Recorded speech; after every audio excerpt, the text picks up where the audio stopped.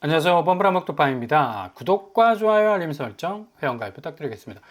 6.27 대책 이후에도 계속해서 신고가가 터지고 있는데 도대체 무엇이 진실인가? 상당히 물음표가 나올 수밖에 없는 상황이죠.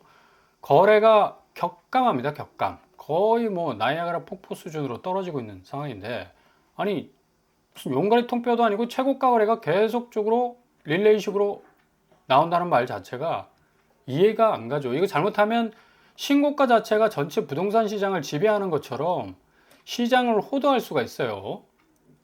자세히 또 살펴보면 지금 최고가 순위가 아크로 서울 포레스트가 187억이야. 현대 1, 2차가 120억이야. 효성 빌라 청담이 113억. 신현대 9, 11, 12차가 112억 5천만 원. 얘네들 공통점이 다 100억이 넘어요. 이해가 됩니까, 이거? 거래량은 거의 뭐 7, 80% 정도 이제 빠지고 있는데, 강남에서 지금 100억 뚫는 거래가가 나온다는 것 자체가 고개를 좀 갸우뚱하게 만들죠. 데이터를 한번 살펴보면 현대 1, 2차가 6월 16일에 120억 최고가를 찍었습니다. 628 규제 이전이잖아. 이전 데이터 가져다 쓰면 뭐하냐고 지금. 아무런 의미가 없잖아.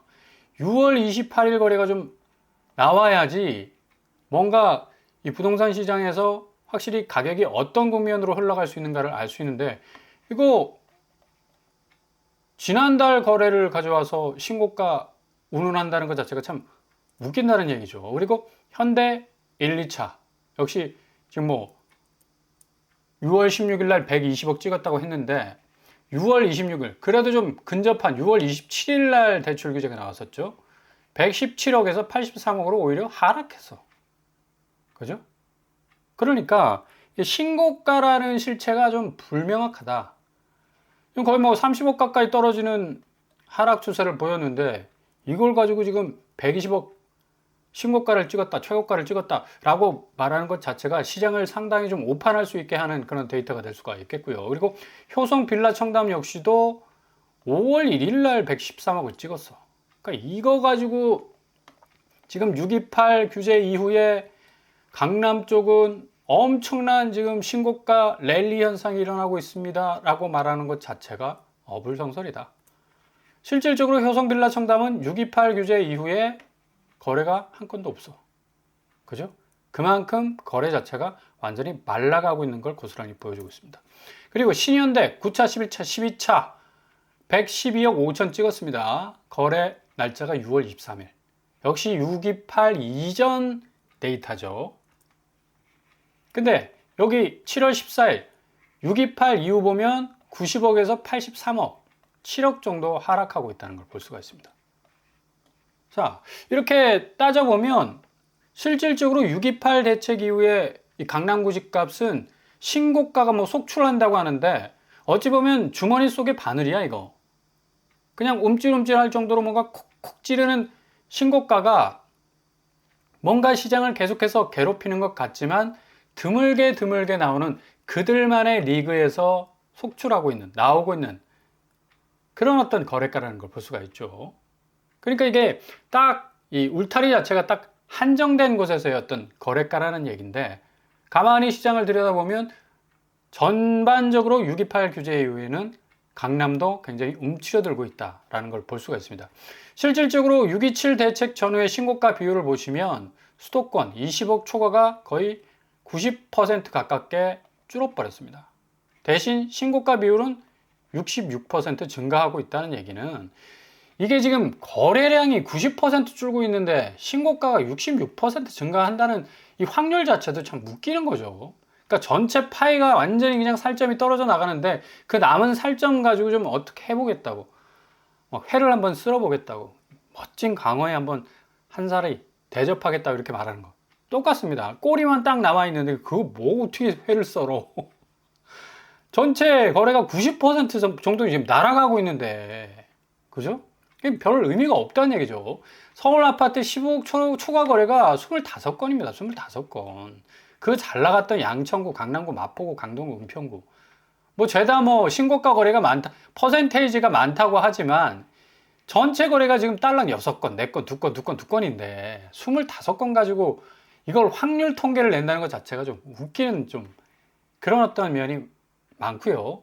어쨌거나 저쨌거나 뭐 최고가는 최고가이라고 말을 할 수가 있는 건 뭐 목동 신시가지 11단지 그리고 역삼 푸르지오 18억에서 3억 5천, 18억 5천, 5천만 원 올랐고 27억 7,500에서 2억 2,500만 원 뭐 올랐다라는 소리가 있지만 실질적으로 이렇게 지금 뭐 신축과 좀 노후된 재건축 단지, 구축 좀 바벨 효과를 얻듯이 좀 극단적인 부분에서 신고가가 계속해서 나오고 있다는 보도는 어느 정도 일리는 있게 들리나 실질적으로 모든 어떤 집값의 상승세를 판단하기에는 확률적으로 너무 적다.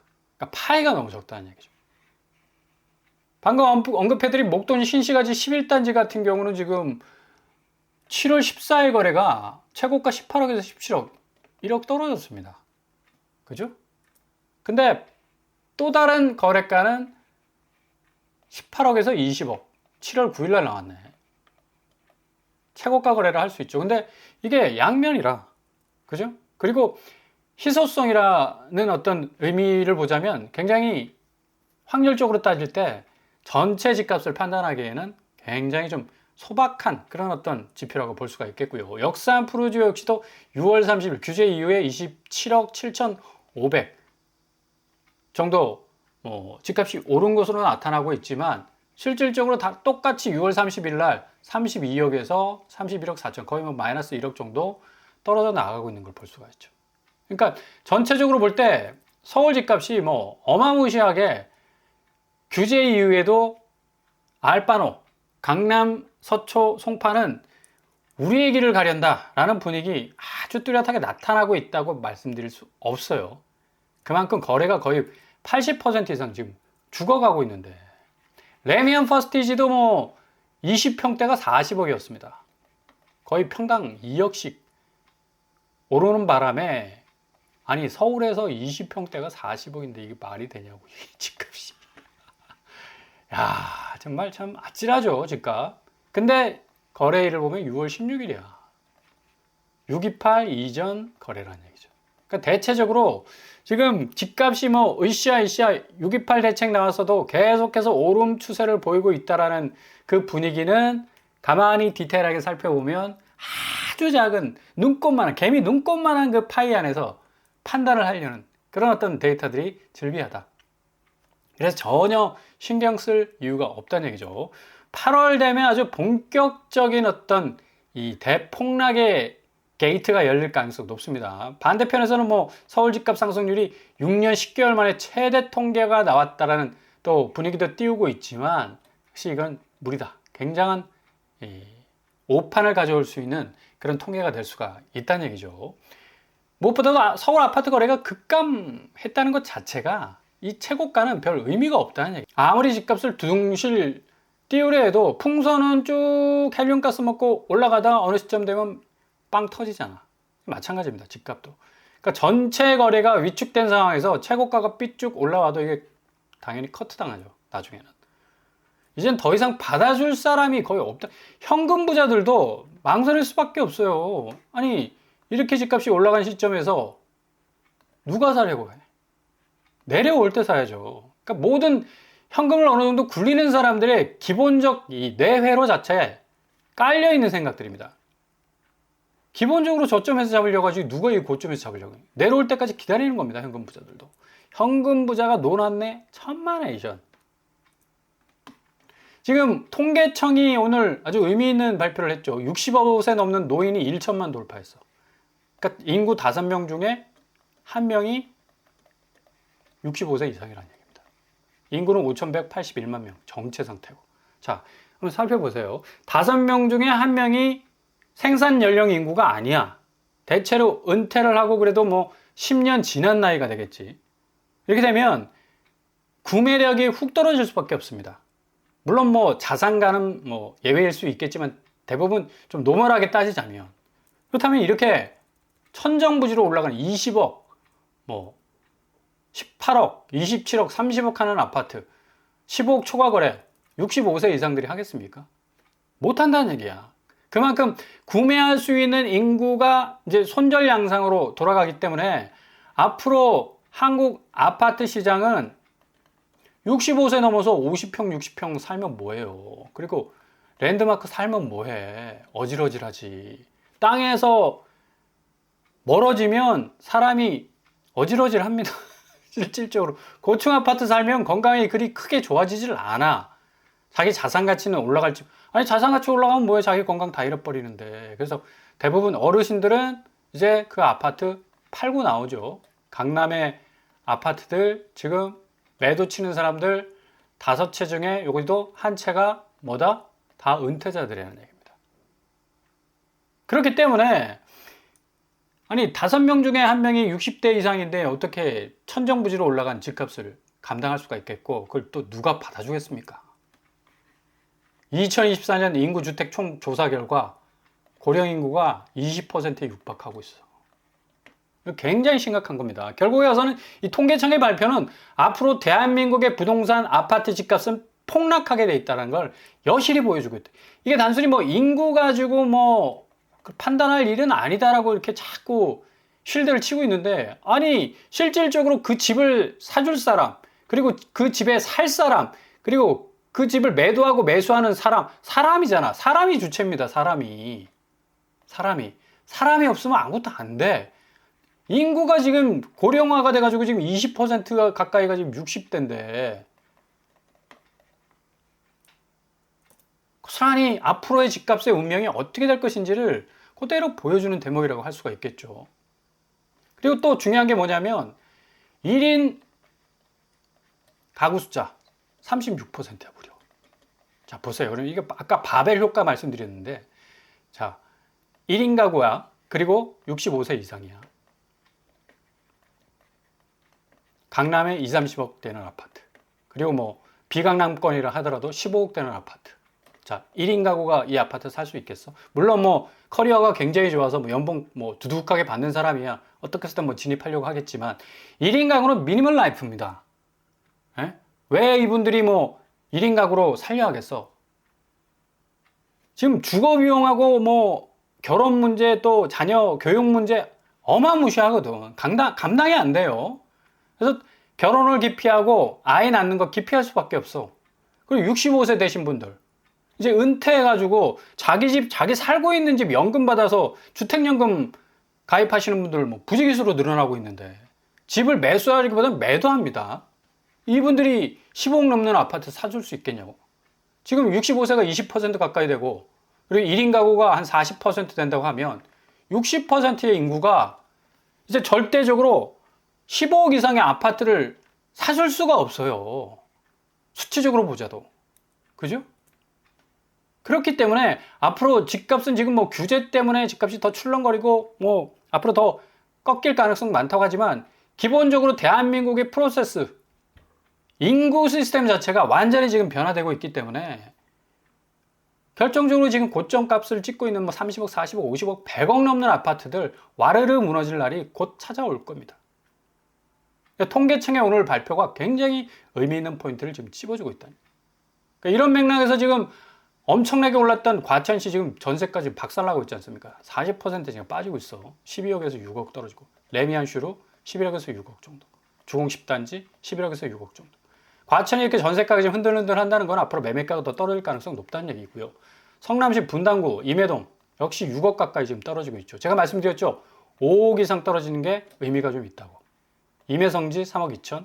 여긴 또 갈 길이 뭐네. 여기도 3억 2천 정도 하락하고는 추세이고. 광명시 역시도 집값 어마무시하게 올랐죠. 19억에서 13억. 광명 센트럴 아이파크 31% 빠지고 있습니다. 광명 서밋 플레이스 역시도 26%, 5억 3천 정도 하락하고 있습니다. 광명은 확실하게 지금 하락 파일을 가지고 있습니다. 왜? 5억 이상 떨어지고 있기 때문에. 수원시 영통구 힐스테이트 광교도 5억 가까이 지금 떨어지고 있고요. 여기 대우와 뭐 나머지 이 광교 쪽도 영통구 쪽도 더 떨어질 가능성이 상당 부분 높고요. 백옷동 시흥 백옷 중 S클래스 8억에서 4억 반토막 나고 있네요. 여기는 늘 하방 압력을 확실히 또 많이 받고 있는 곳이라서 좀 잘 지켜볼 필요가 있고요. 안산시 역시도 14억에서 10억, 4억 8천 정도 하락하고 5억 이상 하락하는 모습을 고스란히 지금 보여주고 있습니다. 그리고 용인시 같은 경우는 6억 2천 33% 정도 하락하고 있습니다. 그리고 5억 3천 40%. 용인이 굉장히 큰 폭으로 지금 많이 떨어지고 있는 걸 볼 수가 있는데, 이렇게 경기권이 지금 흔들흔들 거릴 수밖에 없는 거, 강남 그리고 마영선, 비강남이 굉장히 지금 위축돼 있기 때문에 경기권도 확실히 지금 동반해서 오히려 경기권이 떨어져도 더 하락폭이 클 수밖에 없는 거고요. 평택시 역시도 지금 삼성전자와 엮여 있었기 때문에 지금 산업단지 자체가 지금 업황이 그래 밝은 게 아닙니다. 그래서 9억에서 5억, 3억 이상 정도 하락하는 그런 어떤 모습을 보여주고 있습니다.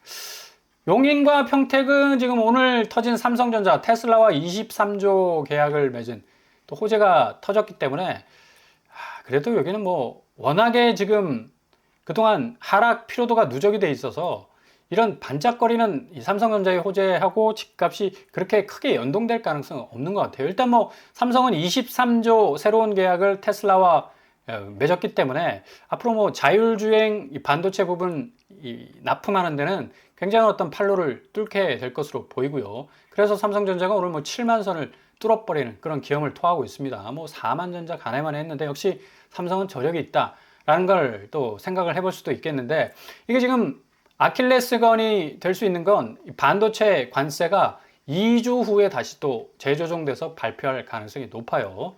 그래서 생산시설을 미국 쪽으로 더 파일을 늘리지 못하면 앞으로 반도체 관세도 어떻게 될지 모르는 그런 불안정성도 있고요.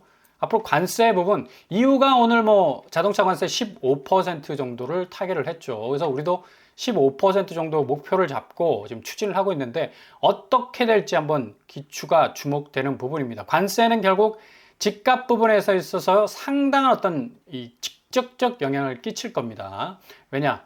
관세 부분이 제대로 타결되지 못하면 부동산 시장은 더 위축될 가능성이 아주 높아요. 전체적으로 무역 수주 개선이 안 되고 소득 여건도 악화가 되고 또 내수 경기 자체도 또 상당히 위협이 될 가능성도 높기 때문에 부동산 자산 시장은 더 위축될 가능성이 높습니다. 지금 환율이 지금 불안한데 이런 어떤 분위기를 고스란히 지금 안고 있죠. 1390원인데 아마 1400원까지 열어놔야 될 가능성도 있겠고, 관세가 어떻게 해결되느냐에 따라서 환율도 변동 요인이 클 것으로 판단이 됩니다. 그래서 조금 이 내 집 마련하는 데 있어서는 좀 여유를 가지시고요. 서두를 필요 전혀 없어요. 제가 오전에 소개해드린 서울 전세, 마곡 엠벨리, 청담 르웰, 그리고 이편현 세상, 강동 프레스티지 원, 잠실 레미안 아이파크. 대부분 뭐 5984,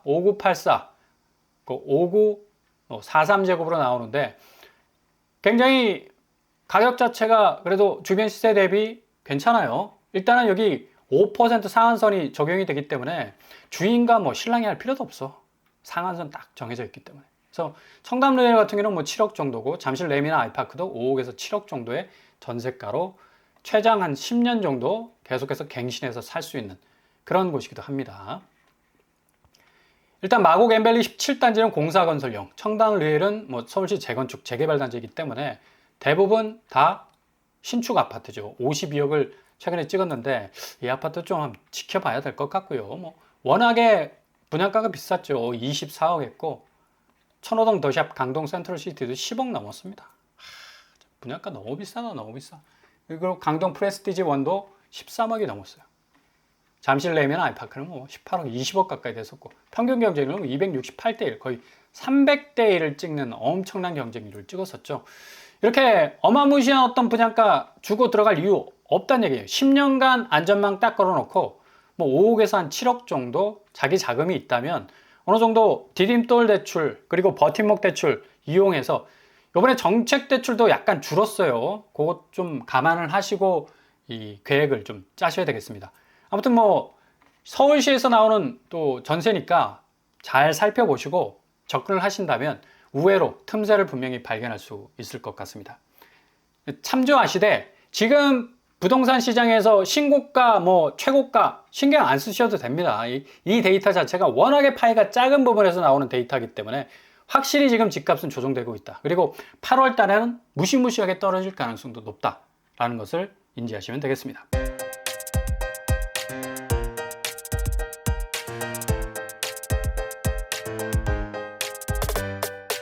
오늘의 부동산 캐리커처 역시 지금 상황에서 얼마나 한국 시장이 관세 부분에서 적절한 타결을 하느냐에 따라서 앞으로 부동산 시장, 자본시장 그리고 전체 무역수지, 내수 경기까지도 영향을 많이 받을 가능성이 높죠. 지금 계속해서 나오는 신고가, 최고가는 무시하셔도 좋습니다.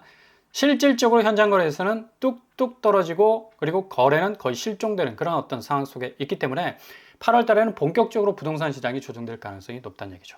잘 지켜보시면서 골든타임 잡으실 수 있길 바랍니다. 오늘도 응원합니다. 항상 여러분의 길이 꽃길만 되실 수 있길 바랍니다. 이상으로 빰브라 목격방을 마치겠습니다. 구독과 좋아요 부탁드립니다. 감사합니다.